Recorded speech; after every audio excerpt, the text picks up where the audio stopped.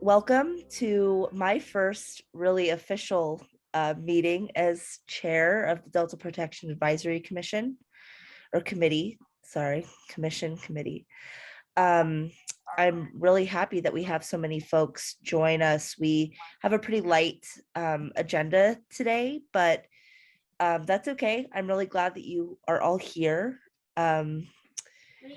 Eric, should we go ahead and open it up for public comment? Yeah, I think that would be a good idea. Perfect. So if any members of the public.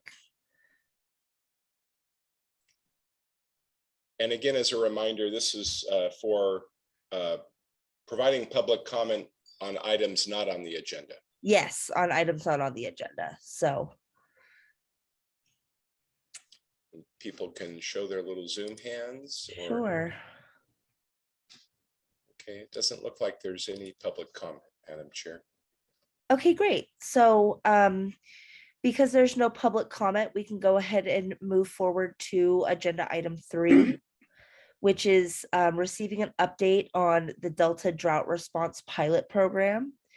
And that will be provided to us today by Campbell Ingram of the Delta Conservancy. So go ahead and take it away, Campbell. Thanks so much for your presentation. Great. Yeah, thank you all. It's good to be here with you this evening. Campbell Ingram, Executive Officer of the Delta Conservancy. I'll just provide a brief overview of the Delta Drought Response Program and where the program is, how it was developed, and then happy to answer any questions that you might have. The Drought Response Pilot Program, the purpose really was to pay Delta farmers to do practices that reduce consumptive use of water in the Delta during the drought. The purpose is really to improve Delta water quality and ecological conditions in the Delta. The other purpose really is to help us better learn and understand which of these practices are most effective. And so that'll help us, if this drought persists, continuing to run a similar program and or for any future droughts that we might encounter. This has really been a great partnership.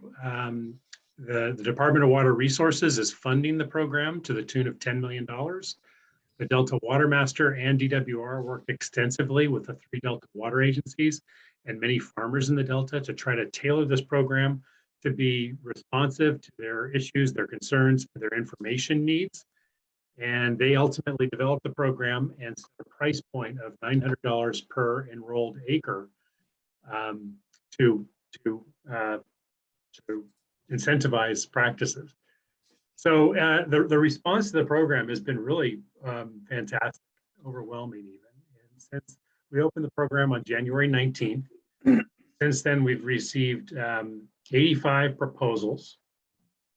We've actually requested approval for 34 projects, and that would enroll about 8,900 acres. And ultimately save about 22,000 acre feet of water in the Delta system. So, and that will expend the total amount of funding that we have available of $8 million for actual projects. We're going to have another, so talk a little bit about the monitoring and how we're going to validate the efficacy of these practices. Well, let me go one step back. The practices that we're seeing the most of are fallowing land, foregoing planting of corn, cucumbers, or tomatoes, or other crops, and in lieu of leaving triticale, safflower, barley, and winter wheat in the ground, but without irrigation, and then harvesting those crops later on, like in June or July, but leaving stubble to ensure that there remains some cover on the ground and we don't just have bare soil and wind blowing away valuable soil. So the program is essentially relying on the program called OpenET, and that is a remote sensing program that will really allow us to compare the evaporative transpiration of these practices compared to fields adjacent to these practices, where fields are still remaining in corn or alfalfa or whatnot, and then that'll allow us to better understand, where we actually get the greatest amount of savings. So we have projects throughout the Delta and different regions in the Delta, and we have different practices spread throughout the Delta as well. We're also going to have a contract with UC Davis where they will place 6 eddy covariance towers, and these are very sensitive instruments that will remain on site for up to 3 years, continue to evaluate evapotranspiration as well as carbon balance on or near these projects in places that will be representative and will really help sort of calibrate or ground truth the OpenET software system. So just this week, with 85 projects applicants and 30 projects approved, expending all the money, we went ahead and closed the solicitation and letting people that know that have not received funding that the solicitation is actually closed and we're oversubscribed. We will have expended all the funding. We're also encouraging people to check back next year. We're hoping that there might be some additional funding for next year, even if we get a great deal of rain. The expectation is we still will be technically in drought conditions. And we are busily at this point developing grant agreements to execute with the farmers and get them paid for the practices that they'll be employing. So that's an overview, and happy to answer any questions that you all might have regarding the program. Thank you, Campbell, so much. I actually, this is really exciting. I do have a few questions. You said that you're partnering with UC Davis and there will be 6 eddy covariance. Yeah, where would those be? So we're actually waiting until we get the final array of all the approved projects. Gotcha. And then there's a number of criteria that UC Davis will go through to evaluate where they think they can best place those to get the most high value information. Awesome. And then is that, just a follow up, will that information be available to the public, or is it just going to be used internally? No, thank you for that question. I should have said that. I think this is a great partnership for a couple of reasons.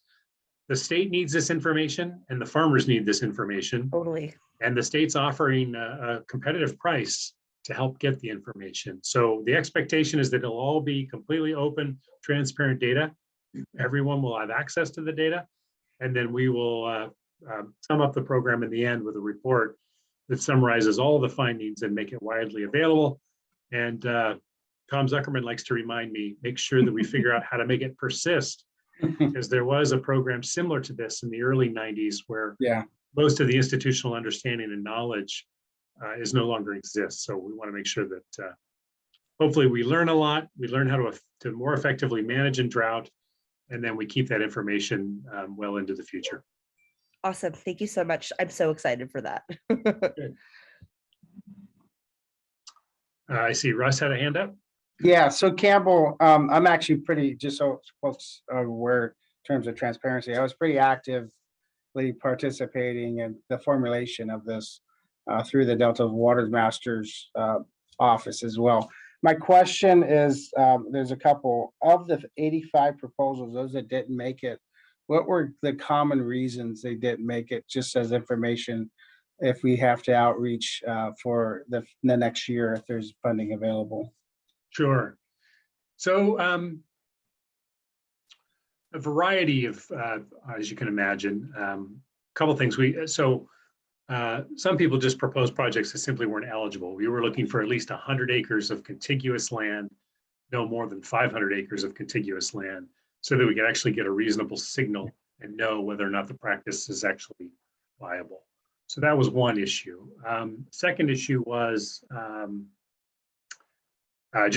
practice. Just a few people proposed practices that really just the selection panel members just really didn't feel like there would be much consumptive use savings. So there were a few of those. We also really looked at trying to get representative practices in all regions of the Delta.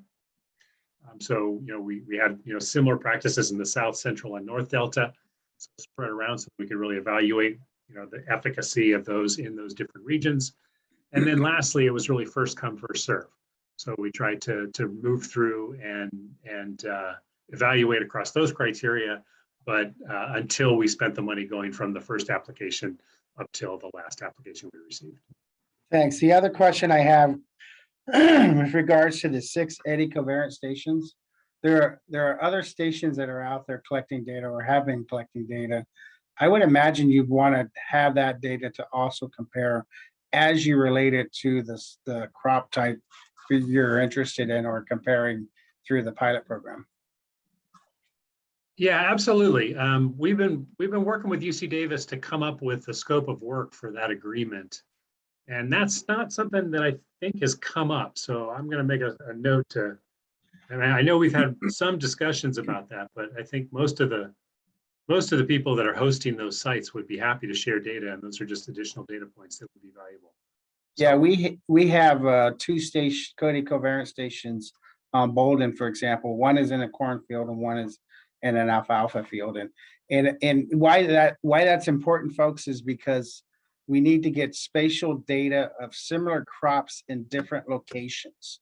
Just because you may have a different rate of conservation of water in a deeper subsided island versus one that's not so deeply subsided, as well as the differing soil types.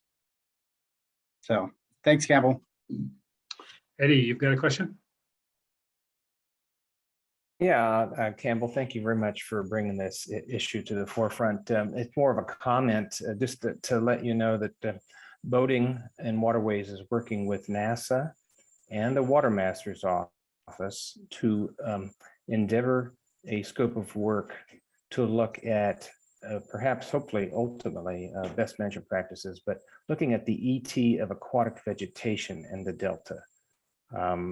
And so this will complement some of the in situ ET evaluations coming off crops, because the signals off of crops are not a surrogate for aquatic vegetation, a very different behavior pattern.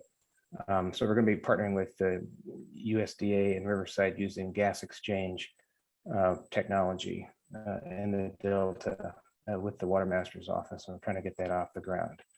That's great. And you know, the Water Master has been heavily involved in helping develop this. So I'm sure we'll figure out a way to look at those data side by side and see what they tell us. Yes, thank you.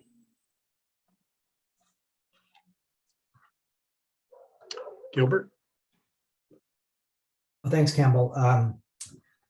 Do you have anything posted yet that shows kind of the distribution and a map or something where these sites are located? Anything we can look at yet to see where they are?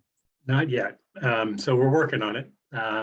The applicants originally provided APN numbers, but then through each individual discussion, so I guess I should have mentioned who the selection panel was, but the selection panel, we divvied up projects and they actually reached out to the applicants, discussed the practices and discussed the learning opportunities, and then refined the polygons, or the number of acres and the practices from the proposals. So we've been able to draw the polygons on the map for the proposals and the APN numbers, but we haven't gotten to the final polygons for the actual approved projects. And we're still in the process of doing final approval for the last tranche of projects. My hope is that for our update to our board at our March 23 meeting, that will include a map, and the board materials will include the map that will show the polygons for all the projects that have been approved. The other question I have, what kind of inspections and reporting are required of the landowner? And is the state going to be inspecting these and monitoring during that time period? Yeah, it's the expectation is that OpenET, it can be used to verify the practices that have been proposed. So if they're not irrigating a crop, OpenET is sensitive enough to absolutely capture that and ensure that practice is actually happening. In a perfect world, I think we would go out and we would visit all these crops, but with 33 projects and limited staff, I think that's going to be a challenge. Was that all of your question, Gilbert, or was there another part of that question? No, that was all of my question. I guess one of my, not really a concern, just an interest, just wondering, how wet some of these properties are, and if anyone's ever going to go look at it, or does OpenET and some of the other stations out there collect that data? Because that was one of the big problems with the drought water bank in the early 90s, is that some areas were so wet they realized more water left through evaporation than would have left if we grew a crop here. So I don't know if anybody's going to be looking at that, or OpenET captures that sort of thing. My understanding is that OpenET is pretty sensitive and can capture that. But also, I mean, particularly with the 6 eddy covariance towers, there'll be a lot of foot traffic there. They're putting in lots of soil monitors at opposite ends of the field to really look at how soil's moving through the field, as well as the eddy covariance towers.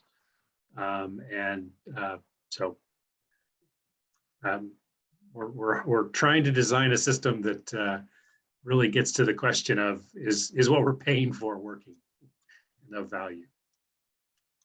So I see that Jim has had his hand up, so we can go Jim and then Douglas and Robin and then Mike. Great. Awesome. Okay, well, my question was, I'm assuming your project here is going to be successful at saving water. What's going to happen to the water that's saved? Is it earmarked for some kind of use? Yeah, so the intent is that it just goes to improving Delta water quality and ecological conditions in the Delta, both of which are pretty hard to measure. But the intent is just to ensure that it doesn't get just additional export water, but it's intended to improve water quality and ecological conditions. So it would basically be flowing through then. Flowing through left in the Delta. Okay. And then I think the hope is, to whatever extent we can understand if there is, what sort of value that actually achieves, 23,000 acre feet of water in a system that's sloshing back in the hundreds of thousands of acre feet is a bit challenging to really measure the effects. You answered my question. Thank you. Great. Douglas. Well, my question just reflects that we are only trying to keep up with the conversation. We keep hearing ET. What's ET? Sorry. So ET is evapotranspiration, right? So that's the amount of water that's the amount of water that's actually consumptively used by the plant itself. So that sort of it's what the plant is transpiring. So it's not water applied or water drained or water evaporated, but what the plant is actually using. So that's why we're looking at that to compare what the evapotranspiration is from an unirrigated, say, safflower field compared to what a cornfield might actually do. So does that help? Yep, thank you. Yeah. Oh, one more. And then you said that you were looking for 100 meticulous acres.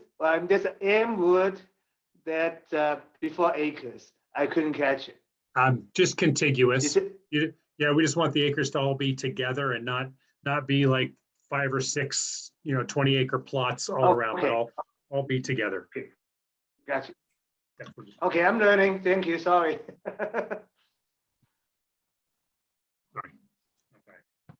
Mike, you had a question? Yeah, thank you, Campbell. It's great information. Kind of looking forward, future solicitations or program development. Is there an expectation yet from the state on if the data you're going to collect this year is going to be sufficient to determine that there is a benefit to the program? And is the understanding that within the first year you're going to calibrate the equipment and the method, or are you going to hone in on areas where you think the maximum benefit is, or do you think this is going to take multiple years of testing ground and trying different areas to ground truth essentially and determine that best fit area where those savings could be? So my expectation is that we're going to try to process this information just as fast as possible, with the expectation that more and more information will come in through time. So I think those eddy covariance towers will be on site for at least 3 years. But just, right as soon as possible, we'll have at least a preliminary report out that tries to summarize what we've learned and what we think are the most effective practices. And then I think that's critical because, you know, next year is very likely a dry year. So we're hoping and seeking additional funding to try to run the program again next year. There's no guarantees, but certainly if that funding hits, we want to absolutely know what, you know, any information that can help us, you know, get more value out of that funding if the program runs next year.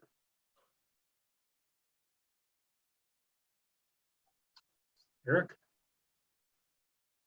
Yeah, thanks, Campbell. Thanks for the presentation. When do you expect the landowners will get the grant agreements, and are you going to have a deadline that you're asking them to execute by? I'm guessing hopefully this, you know, you won't have very many people that will lose interest from the time they receive the grant agreement, but I'm just wondering how that works to enable your ability to keep working down the list and bring more people into the fold, into the program, because of course we're getting, you know, closer and closer to the growing season and people making irretrievable decisions. Yeah, so you know, it's unfortunate how slow we are in executing grant agreements, but we've already executed 2 or 3 at this point. The people who have actually been approved we've reached out to them and let them know, and then we've started to work with them on the actual language that will describe the practice within the grant agreement, and then we're putting them into our administrative process to get them executed. It's tough. I mean, we're shorthanded right now and struggling to try to process them all, and you know, just there's layers of steps to get these things executed within the state, as you're well aware, Eric. But my hope is that within the next 3 to 4 weeks, we can get them all executed. And for the most part, you know, if the practice is foregoing corn this growing season, and planting triticale or safflower or whatever in the springtime, they can go ahead and do those practices of planting those crops now. And then it's the foregoing corn that we're actually, you know, and the water savings that we're paying for. So they're aware, if they've been approved, they're aware that they've been approved. And then I think that creates a little bit of space and time for us as quickly as possible get these grant agreements executed and get the funding out there. Great, thank you. Thank you, everyone, for your questions. Are there any other questions?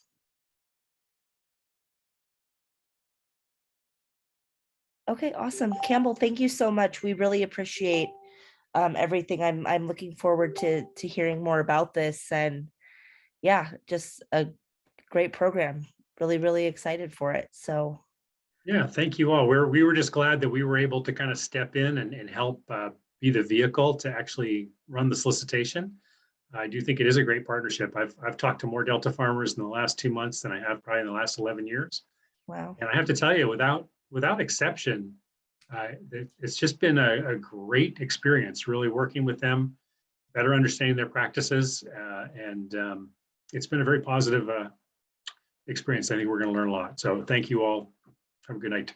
I'm just going to hang on and listen to the rest of the meeting. Awesome. Thank you so much, Campbell. Okay, so now we can move on to agenda item 4, which is receiving an update on Delta Protection Commission activities with Eric. So take it away. Great, thank you, Chair Looney and members. Let me cover just a few topics, but I'd like to start with DPAC itself, the Delta Protection Advisory Committee, because we have just today put out the notice through our weekly email blast about that the application period is open for some seats on DPAC that are either coming up for appointment or reappointment, as the case may be. As you might recall, the committee initiated and the commission ultimately approved a process a year ago to create a series of 5 of DPAC appointments that would be up every May for the commission's consideration and appointment. And that way we'd have a relatively ongoing membership. We wouldn't be bringing, 12 members for approval at one time. And we're well into that process, but we've also experienced some recent resignations, including Barbara Daly and Lindsay Liebig at the beginning of the year. And just yesterday, Doit Zalecki, who was appointed last May, but hasn't been a real regular participant. And he's with the Nature Conservancy on Staten Island and was representing conservation and habitat non-governmental organizations. So there's another vacancy in addition to the 5 committee spots that, or actually 4 additional committee spots that are up for either appointment or reappointment, given the timing of those particular slots. So what we have is a 3-year business term that is currently vacant because that's where Barbara Daly was representing. We have a agriculture spot that is for 1 year, and that was Lindsay Liebig's position or spot. We have a term coming due for conservation and habitat non-governmental organization, which is James Cox.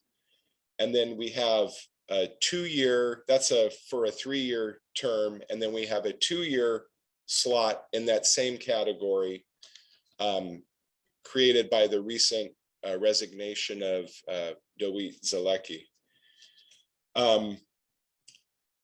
The water exporter slot that's occupied by our vice chair, Russ Ryan, that one's up for appointment.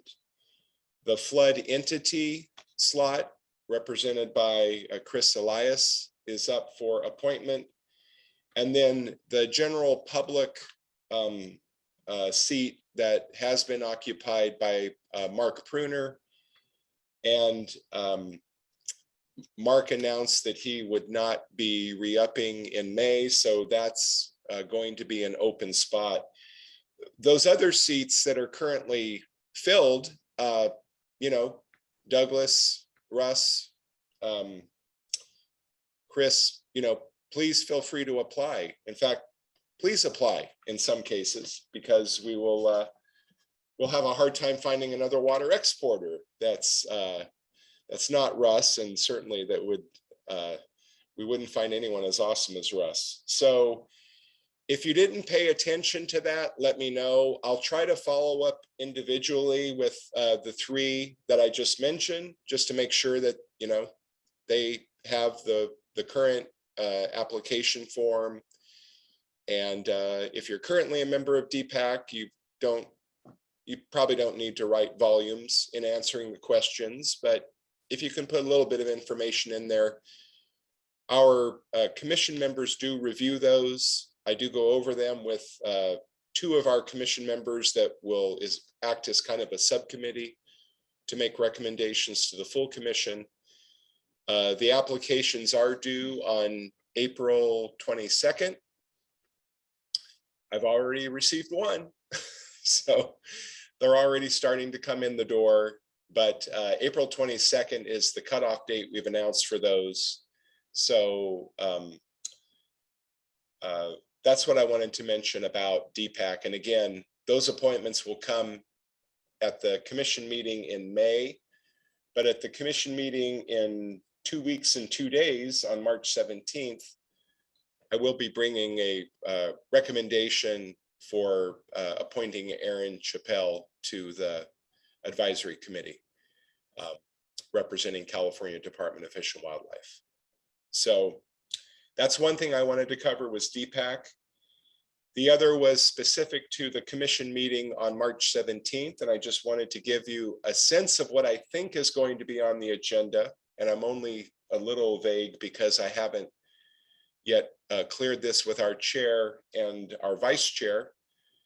But what I expect to be on the agenda is a panel discussion on drought response in the Delta that Campbell has already agreed to present to the commission, but I want to pair him up with our Delta Water Master, Michael George, and with one of the Delta regional water agencies, likely either Central or South Delta Water Agency, to provide a response about, what specifically, aside from the program Campbell mentioned, he'll cover that in detail, but what other actions, activities, consequences are going to be experienced in the Delta as the result of what appears to be, although starting off in a promising way, ultimately a bit of a dud year in terms of precipitation.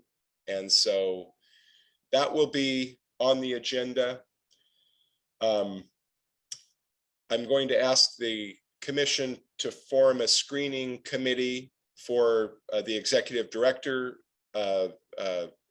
vacancy, or the recruitment for the executive director. It's not vacant. I'm still here. I'll still be here. We're working with Caltrans. I think I mentioned this at the last meeting, and it wasn't quite ripe enough to bring to this committee, but I expect that when this committee meets in May, that we will want to talk with you about the Clean California grant that will enable us to execute a good chunk of the Delta sign plan, basically installing wayfinding signs, directional signs, directing people into particular features of the Delta, and then also installing interpretive signs in some locations. And that's where we'll likely want to have the committee's assistance, is weighing in on an initial plan that we will develop just as a conversation starter, but wanting to go out to the community and talk about what ideas the community has about where these should be placed. And there's a variety of different constraints that we need to work under. We're still getting to the bottom of some of those particular constraints, and so it wasn't quite ready to bring this to this committee tonight, but I fully expect it will be by the time of the May meeting. And then the final, it may or may not come before the commission. It basically will just be authorization for me to execute an agreement, because the amount we're talking about exceeds my signature authority. So it'll be a very preliminary action by the commission, not anything related to where these signs would go or what they would be or what they would look like. All that work will occur later. And then the final agenda item at the March 17th meeting, I'm anticipating will be that I'll be bringing a letter to the commission regarding the appeal of the Lookout Slough Habitat Restoration Project certification of consistency. And I think this might be a familiar item to most of the people on this call, but the Department of Water Resources had submitted a Delta Plan certification for the Lookout Slough Habitat Project, which is on property immediately adjacent to Liberty Island and the Department of Fish and Wildlife's Liberty Island Ecological Reserve.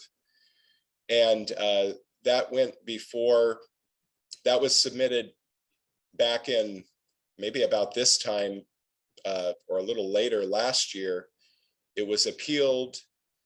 It was ultimately, the appeal was sustained by, or at least some of the appeal arguments, some of the appeal items were sustained by the council. And so the project was sent back to DWR, what's called remanded, indicating that the project was not consistent with at least some of the Delta Plan policies. So this is the round 2 of that project. It was submitted by DWR at the very end of the year, literally the end of the year, and appeals were filed on that. One of those appeals, part of the successful appeal earlier, again argues about the impact on recreational resources that are present out at the project site. The commission commented extensively on those last time. We're still looking at the appeal, looking at the materials that DWR submitted to certify their project. But I anticipate that we will have comment on that, and it will be comment that I'll want the commission to endorse before carrying it into the appeal hearing, which will be on March 24th. And I am only saying all this information because no one on this screen is behind the Delta Stewardship Council firewall. I'm grateful that Jeff Henderson did not join this meeting. So I can speak to the matter. Otherwise, we're supposed to be very circumspect about this. And so I won't be talking to our chair, who's a member of the Delta Stewardship Council, because he's under that firewall restriction, but I will consult with our vice chair of our commission about adding this item to the March 17th agenda. So that was a really long explanation of the March 17th Delta Protection Commission agenda, but it also enabled me to talk about those projects, the Lookout Slough appeal, the Caltrans Clean California grant, and the executive director recruitment in a more comprehensive way. So I would have covered those anyway. The other items I will cover briefly are to let you know, if you're not already aware, that the commission did adopt the Great California Delta Trail Master Plan at their meeting on January 20th, I believe it was. And that was something that, yeah, hand clap for sure, Sam. That was something that this committee put some good work into, provided good comment on. I think those comments were largely, if not entirely, incorporated into the final master plan, but it was adopted by the commission in I believe, a unanimous vote. I'd have to go back and check, but a lot of support for that. And so we're already embarking on work with local agencies about creating Delta Trail opportunities. Our first meeting is coming up with Yolo County in just a couple of weeks. And so the work already is beginning about, exploring what this could mean for those areas of the Delta that are not already, covered by trail, which basically is everywhere outside of some of the urban areas in the Delta. So more to come, and certainly we'll come to DPAC if, there's an opportunity to seek comment on those activities, but otherwise I'll continue to keep you updated. And then the final update I wanted to provide was on the National Heritage Area, the Sacramento San Joaquin Delta National Heritage Area. And that's just to let you know that the Management Plan Advisory Committee will be meeting on Thursday of this week at 3 p.m. We do have some overlap with members of this committee. So Douglas and someone raised their hand and then they disappeared. I think just Douglas, but maybe I'm missing someone who's also on that advisory committee. James Cox. Thank you. I think James is in it. Yeah, of course, James Cox. I didn't see his picture there, so I forgot about that. But yes, that will be Thursday. We've had task groups that are kind of like subcommittees to that management plan advisory committee that have been meeting and will continue to meet this week in advance of Thursday's meeting. And we're at the point now where products are starting to come before the advisory committee, and we're seeking input on them. And I think the next step after that would be to seek input from the public. And so if the timing works and there's the interest, I'll check this out with your chair, you know, we could get some of these before the DPAC as well. But we do have a separate advisory committee that's specifically advising on the management plan. But there's a slightly broader or different representation here on DPAC, so that might become a future agenda item. Our intention at this point is to bring the draft management plan to the commission in the fall.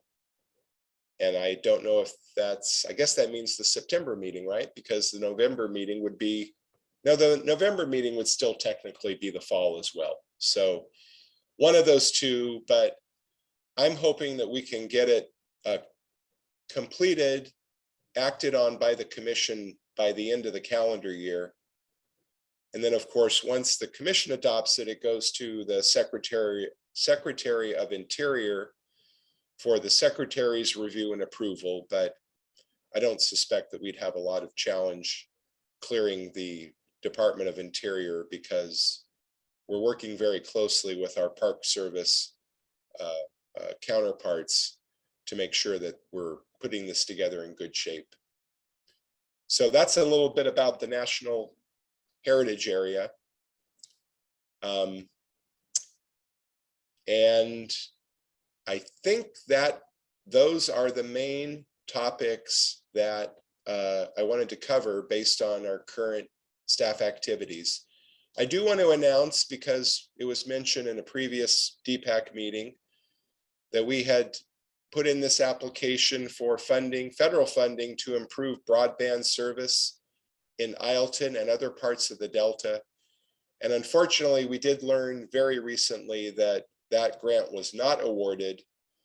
But I can tell you that the group that came together to pull together that grant proposal is going to be meeting tomorrow and begin strategizing on other grant opportunities.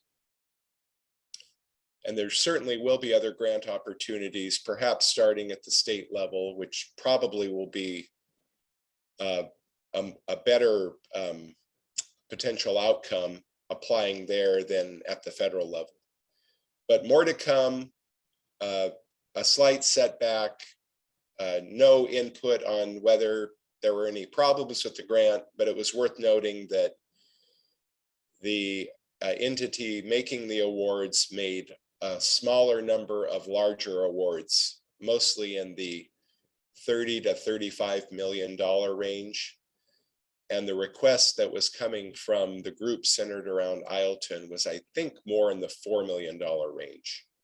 So it might have just been a mismatch for the direction that they decided to take this federal program in.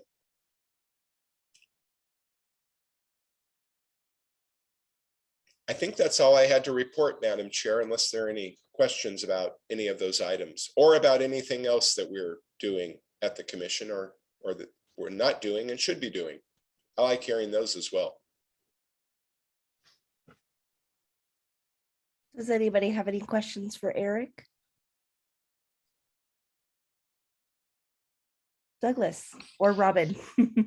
I see Robin raising her hand.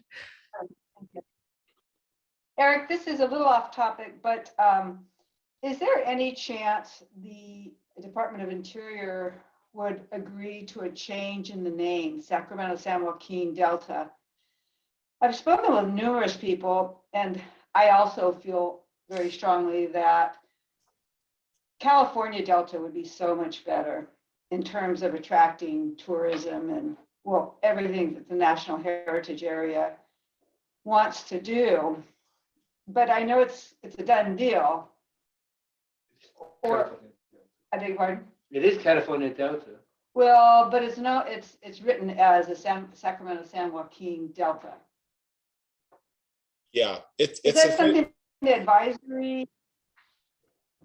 well, Robin, it's officially, I mean, the official designation in the legislation was Sacramento San Joaquin Delta National Heritage Area.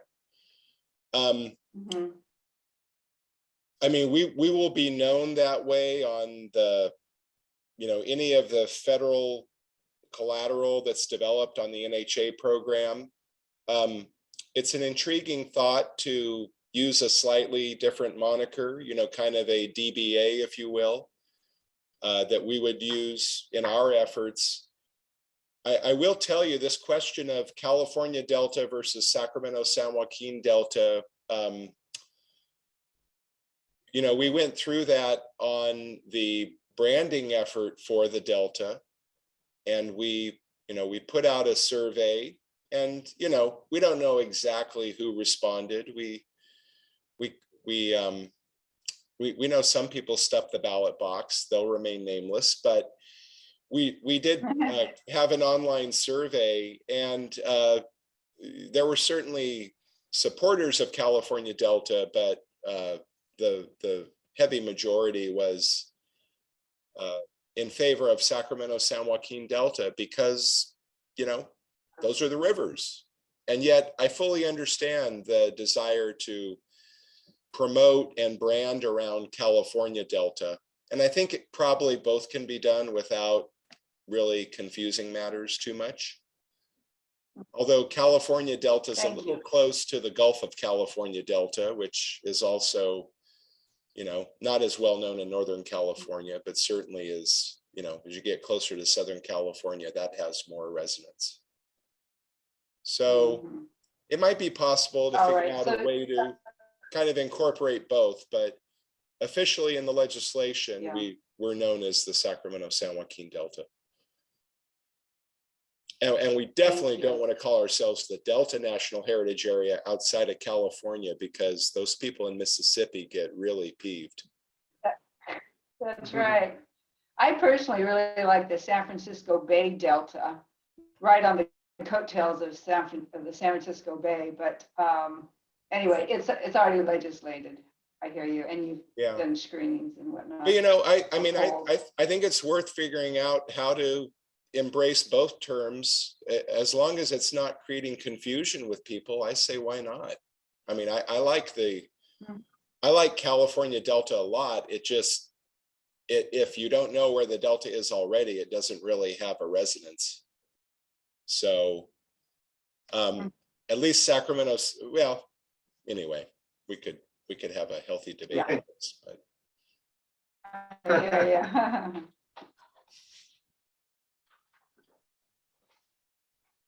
Okay, great. Thanks so much for that, Robin. Are there any other questions for Eric?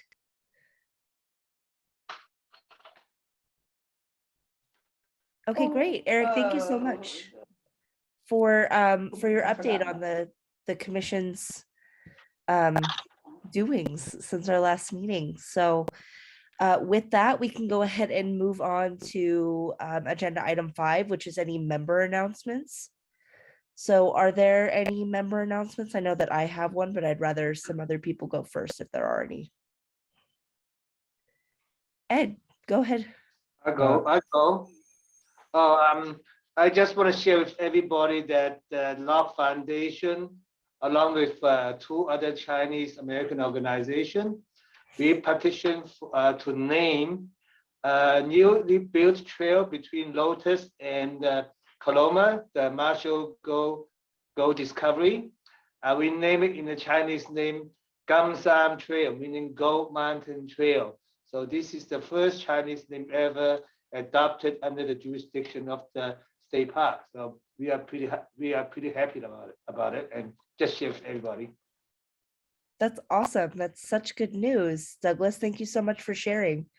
We'll go with Ed first, and then Russ, we'll go with you. And that's great news, Douglas. Great to hear that that's been renamed. So one thing, just to let people know who are interested in aquatic vegetation management in our beloved Sacramento, San Joaquin Delta, we were poised to start March 1st, but we have not. And part of the reason we're under administrative delay to get our public notices out. So I hope after that 14 days, which I hope starts no later than this Friday, we will start at the mid part of the month. You're already getting several complaints. We have marinas in the South Delta that are already having economic impacts, especially around Tracy. We're having issues in Discovery Bay with algae already. And in Middle River along Howard Road, Woods Irrigation District is already having issues. So we're off and running and the drought is alive and well.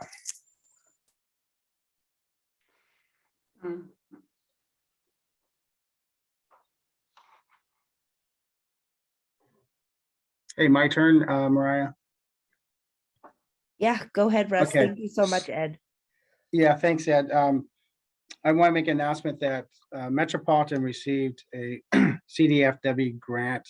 It's a planning grant, and the purpose of the grant is to look at ways of land use, sustaining agriculture, stopping subsidence, some of those objectives that we all know about in the Delta. What basically the grant does is looks at Metropolitan's properties. There are 4 islands, about 20,000 acres that we're going to look at adaptations to those to meet those goals and objectives. So there's 2 phases. The first phase is to look at the opportunities, what kind of adaptation opportunities that can be identified on each one of them, then weigh them, those opportunities, and basically start and choose one island that has a mosaic of several that ranks the highest of all of them, so we can start to do things like obviously answer sustainable agriculture. There are some of the lands that are already wet, so maybe look at ecosystem value and how we can change those to benefit the ecosystem. And then other things that just practices that stop subsidence on the land. So this on August the 15th, in a couple of weeks, 4 to 6 p.m. is the first public meeting. We'll roll this all out at that point. I gave you a little kind of a snapshot of what it's about. And so this will be an opportunity to have a discussion with the public. I would say that our stakeholder is well represented by agencies, NGOs, member of the public, and tribal reps. So we're moving that process forward on August. There'll be 3 public meetings over the next 12 months to weigh in. I think it's going to be pretty exciting. It is a game changer of moving opportunities that aren't traditionally looked at, but definitely I do want to emphasize we're not just converting land because, from agriculture. We're looking at sustaining agriculture where we can, and that maybe it's just a different way of looking at agriculture. But those ideas will all be capsulized in a mosaic on these properties. So I just want to make that announcement. Thank you. Thank you so much, Russ. Aaron, go ahead.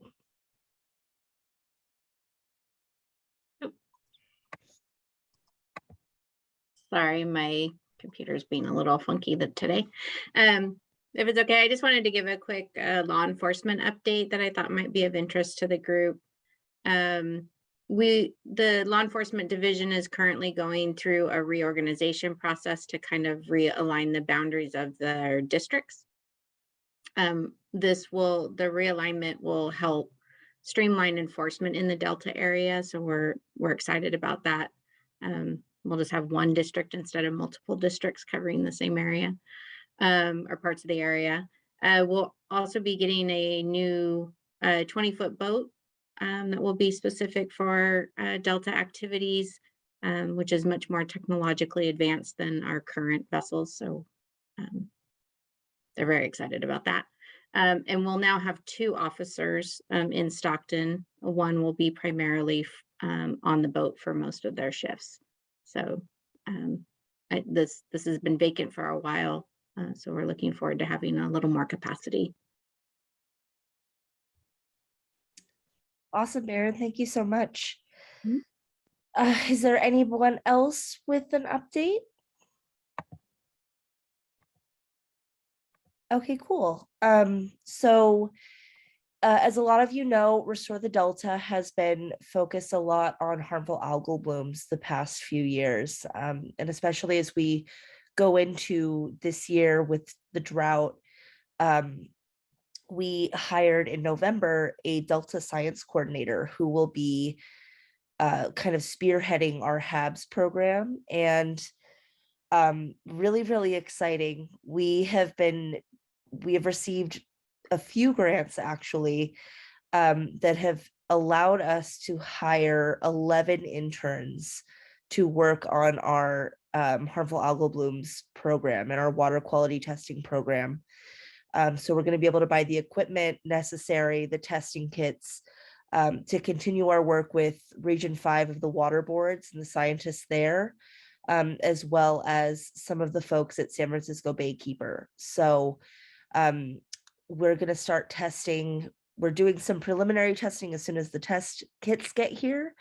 But HAB season is around April to October. So we're going to kind of go start, a pretty heavy testing regimen from April to October. So we're excited about the science behind that, and also just hiring 11 college interns and getting to pay them to do science. And hopefully they stick around. They're all local, so hopefully they stick around and become the next, Delta scientists. So really, really exciting about that.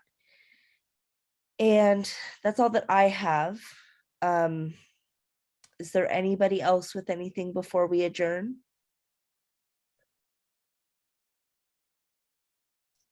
Madam Chair, before you adjourn, Sure. If this committee keeps to its, first Tuesday of odd numbered months schedule, the next meeting would be on Tuesday, May 3rd. And I don't know what the desire is for, considering in-person meetings, if this committee really likes the Zoom format. Further, I'm not sure, because this committee operates under the Bagley-Keene Act, which is basically the state agency corollary to the Brown Act that you probably are all familiar with. I don't know that there will be authorization to continue to have these type of meetings unless you jump through all the hoops that you need to jump through and invite anyone wandering down the street into your home to participate in the meeting with you. So partly, I'm not sure whether we'll even be authorized to continue these Zoom meetings the way we have. If we are, whether there's a desire to continue to do that or to try to meet in person. And I don't know if you want to entertain a little bit of discussion on this now. We certainly don't have all of the committee members here, but we have a majority. And but it would be helpful to know as we get closer to early May whether we should plan to try to meet in person or continue to do it via Zoom if we're able to. And another approach is just to wait and see how it works and kind of communicate via email as we get closer to that date. But I just wanted to throw that out there to you. Yeah, no, that's a great point. A lot of things are lifting, it seems. A lot of restrictions are lifting, it seems. So this is something that we knew was coming, right? Everybody knew that this conversation at least was coming. I see that Sam has his hand up, so I'll go ahead and let you go. Oh, I was just gonna say, hey, of course, I'll go with the will of the group, but I vote to meet in person. I'm triple vaccinated, had COVID. I feel totally safe that I'm not gonna give anything to anybody, and we're way more effective in person than we are on Zoom. Thank you. Russ? I echo Sam's sentiment. I'm also triple vaccinated, not any fear of that to occur. So I would love to go in person, but we'll go with the order of the vote. Are you happy to do either? Oh, we aren't. And does anybody else have? I would agree. I definitely miss people, meeting with people in person. And I think that, you know, as we go forward, we'll soon have potentially quite a few new members of our group. So my goal, and when I spoke to you all about wanting to be chair, I did say that I want to build better rapport, and get everybody to participate a little bit more. And I think that, in person could solve that, but also if anybody is not comfortable with that, I would like to hear them say that, because that their opinion is important as well. So.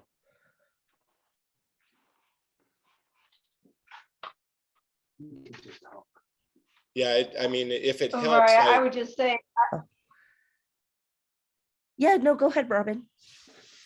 oh, sorry, Eric. I No, would just please. say that I'm triple vaccinated, of course. I'm happy to go either way. Just to raise the other, I mean, in person's great. The Zoom is sure easy and convenient. Sure. And I miss the human interaction. I guess because I have human interaction. I come to Douglas's house for these meetings. I do But want to either way say is good. there is something to be said about there is a lack of just internet connectivity within the Delta. And I do think that, if there was even a federal grant that was applied for and unfortunately wasn't received, that's, for me personally, a little bit more of a reason to even hold things in person, because I think that it's important that members of the public, should they want to be a part of this process and attend meetings, that they should have that kind of right to. I'm also triple vaccinated, and not necessarily I mask and everything. So if I don't know if we want to kind of, do we have quorum still, Eric? Yeah, I was going to suggest just that maybe Chair Looney, you and I could consult as we get closer to Yeah. that early May meeting. I think the main thing, though, that would be helpful is to know if there are any objections to continuing that schedule which would put the next meeting on May 3rd at 5 p.m. Or it could start a little later. We're going to have more daylight then. So we used to start our meetings at 5:30 when we were in person at the Walnut Grove Library.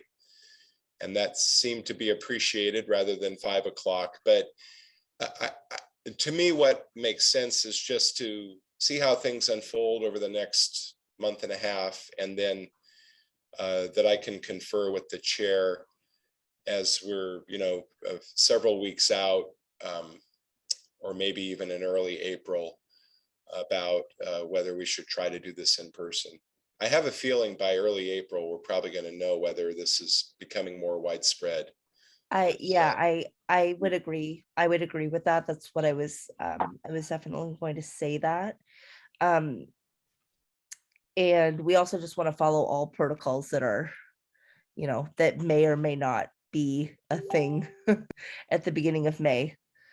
Yeah. So yeah, we will always do whatever absolutely, either the state of California or the local, if we're meeting in person, whatever the local agency dictates are. Sure.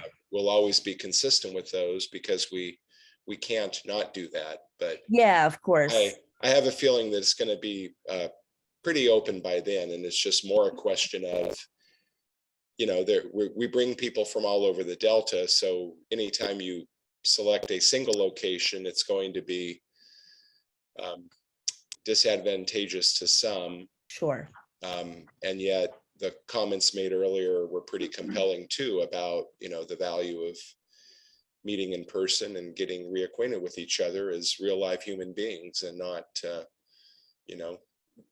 ones and zeros coming through and being recreated on our computer screens. So I see that Robin and Douglas have their hand raised one more time. So did you have anything else to add? Thanks, Mark. Oh, I had it one last question before we adjourn, if you don't mind. Of course. For Eric. Eric, you mentioned, thank you, that at the next DPC Delta Protection Commission March 17th meeting, one of the items you guys are going to be discussing is the screening of executive director applicants. Is that what you said? I can't quite read my writing, my scribbled writing. yeah.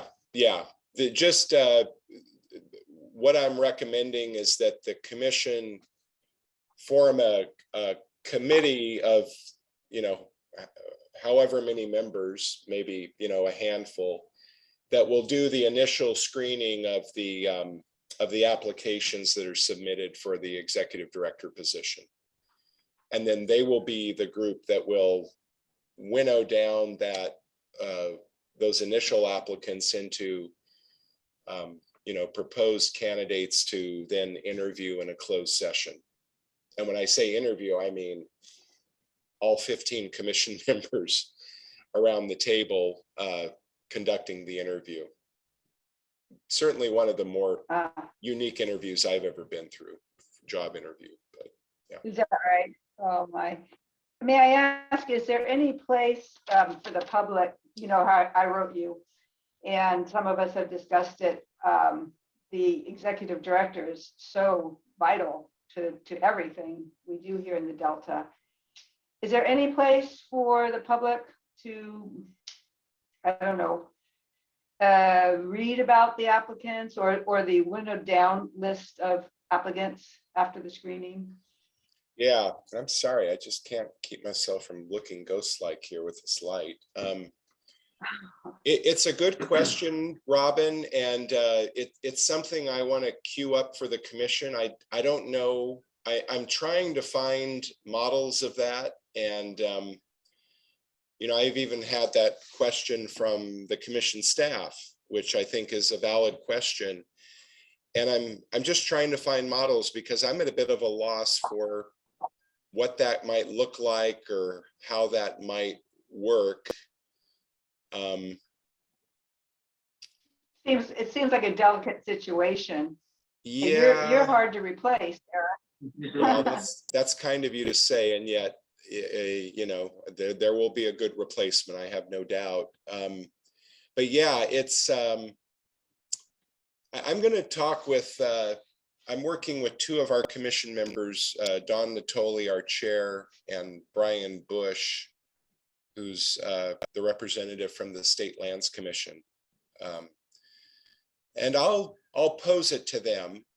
Brian, I'm really glad he's involved because he knows a bit about hiring in the state system, and he might have some ideas from past experience, or maybe even that his commission, the State Lands Commission, has utilized. So I'm glad you mentioned it, and I'm making a note of it, Robin. And yet, having said that, I don't have a good answer now, but I think it's something that's worth discussing and incorporating. So. All right. Thanks, Eric. Thank you. Thank You're you, welcome. Robin. Yeah, thank you for that. Okay, so in regards to meeting in person for our next meeting, we should probably send out something to all of the members of the commission so that we get a full rounded opinion from everyone. And then Eric and I will be in talks about what we can do next. And thank you all for sharing your opinion on things, and that'll definitely be taken into consideration because everybody basically felt the same way here. So is there anything else before we adjourn?